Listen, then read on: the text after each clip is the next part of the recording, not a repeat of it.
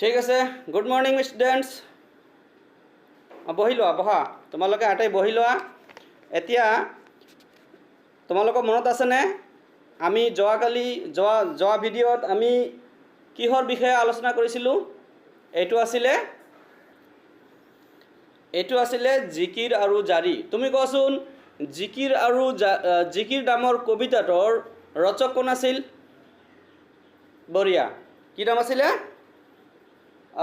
বঢ়িয়া, এইটো আছিলে আজান ফকীৰে লিখা এইটো কবিতা।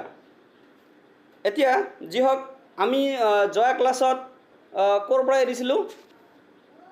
হয়, ঠিকে কৈছা যে আমি যোৱাকালি 2-3টা শব্দৰ অৰ্থ কেৱল কোৱা হৈছিল, বাকীবোৰ এতিয়ালৈকে বাকী আছে। এতিয়া তোমালোকে লিখি লোৱা, মই লিখি দিম নে কৈ দিম কোৱাচোন?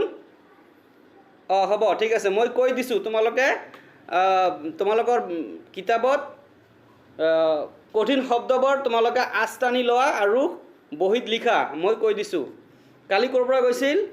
ৰহম আৰু দৰিয়া, এই দুটা গৈছিল ন? হ'ব, এতিয়া চোৱা, এতিয়া পিছৰ শব্দটো চোৱা, খোদা লিখা আছে নে চোৱাচোন।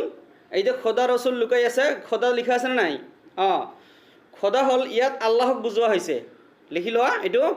এই খোদা শব্দৰ অৰ্থ ইয়াত কি? আল্লাহক বুজোৱা হৈছে। এই খোদা হ'ল মানে আল্লাহক বুজোৱা এটা শব্দ, যিটো আমি আল্লাহক বুজাওঁ। ইয়াৰ পিছত ৰচুল লিখা হৈছে। ৰচুল আল্লাহৰ প্ৰেৰিত পুৰুষ বা দেৱদূত, যাক আমি ৰচুল বুলি কওঁ। হ'ব, লিখা। মমিন শব্দৰ অৰ্থ হ'ল বিশ্বাসী বা বিশ্বাসী মুছলমান। হৈছে?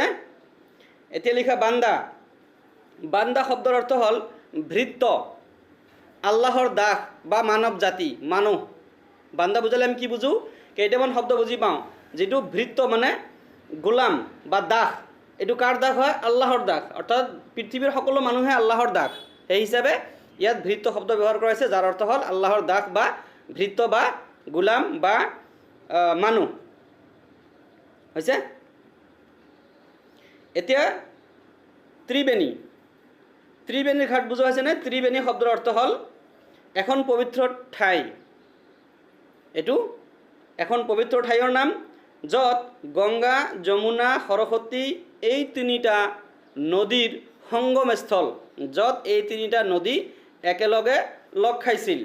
এই ঠাইখনক পবিত্ৰ স্থান বুলি গণ্য কৰা হয়। ইয়াৰ পিছত চোৱা, বেহাব শব্দৰ অৰ্থ হ'ল ব্যৱসায় কৰিব, অৰ্থাৎ ব্যৱসায় কৰিব পৰা বা বেপাৰ কৰিব পৰা। হ'ব, বেপাৰ বাণিজ্য যদি কোৱা হয়, এইটো বেহাব শব্দ ব্যৱহাৰ কৰা হয়। হ'ব, এতিয়া বহা।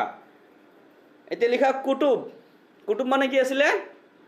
কুতুব মানে হ'ল ধ্ৰুৱ নক্ষত্ৰ। বা ইয়াত বুজোৱা হৈছে ৰচুলসকলক, যিবোৰ ৰচুল আহিছিল ইছলাম ধৰ্ম মতে 1,24,000 অথবা 2,24,000 নবী বা ৰচুলে এই দুনিয়াত আল্লাহ তাআলাই মানৱ জাতিৰ কল্যাণৰ কাৰণে প্ৰেৰণ কৰিছিল। এইবিলাককে ৰচুল বুলি কোৱা হয়। সেইবিলাক মানুহক ইয়াত কুতুব বুলি সম্বোধন কৰা হৈছে। লিখা কুতুব। এতিয়া বহা। এতিয়া হ'ল আদম শব্দ লিখি লোৱা। আদম হ'ল আদি মানৱ, অৰ্থাৎ আল্লাহ তাআলাই যে মানৱ সৃষ্টি কৰিছিল, তাৰ প্ৰথম মানুহজনে আছিল আদম, যাক আল্লাহ তাআলাই নিজে সৃষ্টি কৰিছিল। সৃষ্টি কৰাৰ পিছত এই দুনিয়ালৈ প্ৰেৰণ কৰিছিল। আমালোকৰ আদি পিতা, আমালোকৰ সকলো ধৰ্মৰে আদি পিতা হ'ল আদম। এই আদম শব্দৰ অৰ্থ হ'ল আদি মানৱ জাতিৰ প্ৰথম মানুহ। হৈছে? ঠিক আছে। আৰু কেইটামান বাকী থাকিল ন? এইবোৰ শব্দৰ অৰ্থ কি হ'ব? ঠিক আছে, যিবোৰ শব্দ এতিয়া বাকী থাকিল আমি পিছৰ ক্লাছত, পিছৰ ভিডিঅ'ত আমি আলোচনা কৰিম। এতিয়া যিবোৰ শব্দ বাকী থাকিল তোমালোকে কি কৰিবা?